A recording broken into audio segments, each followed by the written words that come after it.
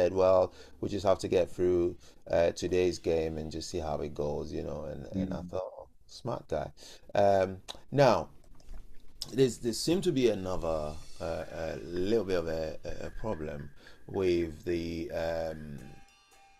I think it's the right back.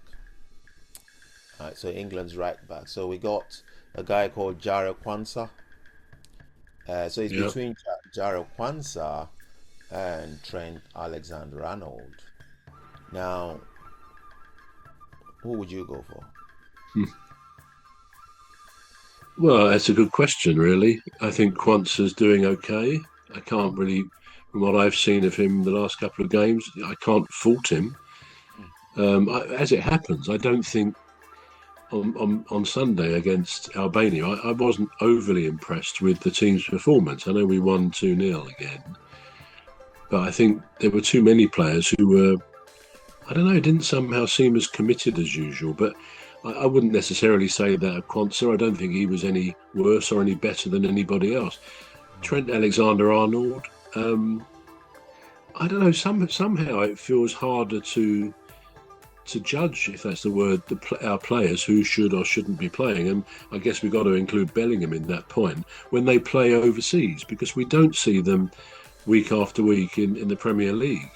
So it's a bit harder. And I don't know whether Trent has settled well into Real Madrid and is becoming they realise he's a great acquisition, which I'm sure he will be.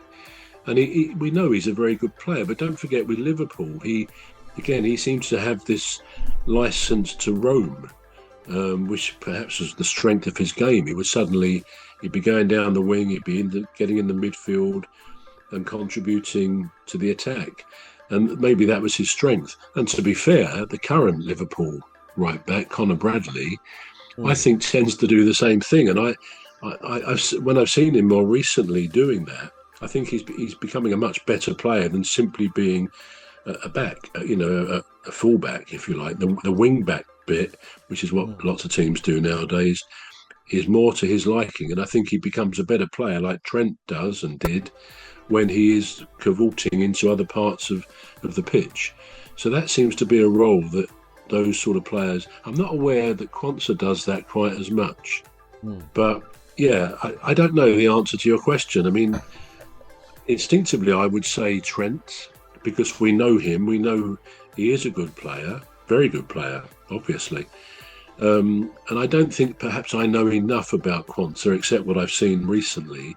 And I would say he's a decent, solid player. So I think either way, it will be good. But I think, yeah, there's presumably a few more games before the World Cup.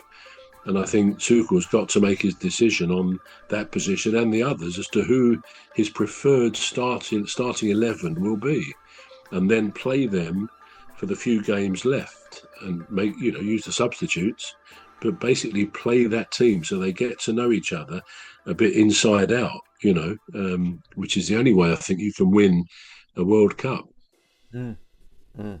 Yeah, I was thinking along the same lines. You was thinking Trent Alexander-Arnold. I thought well, he's better known with his performance when he was at Liverpool, wasn't it?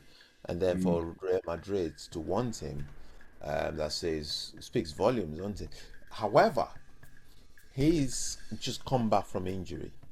He's not been very fit, so that's where I do think, well, if he's not very fit, is he going to be as fit enough to buy a place on the team, really? Because he still needs to, what's that word? Impress the manager.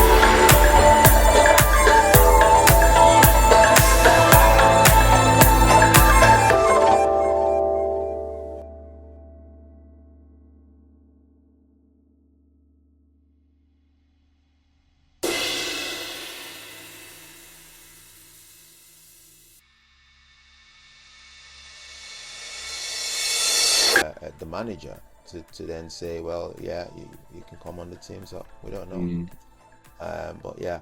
Now, injuries.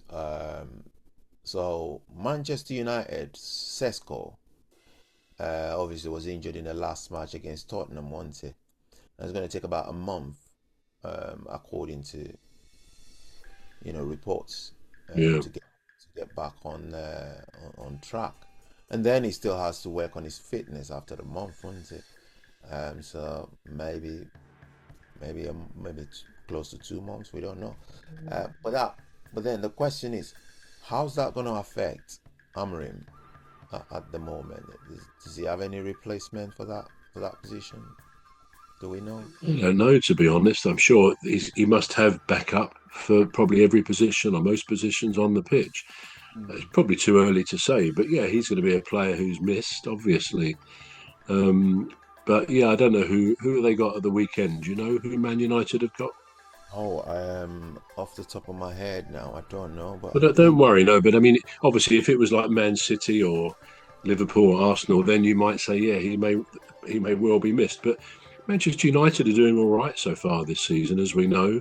They're sort of up there themselves, aren't they? So I think things are improving dramatically for him now, for Amorim.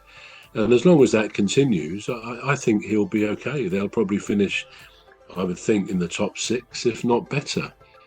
So, yeah, I don't think you can really say the effect of a missing plan. Very few teams are a one-man or one-woman team.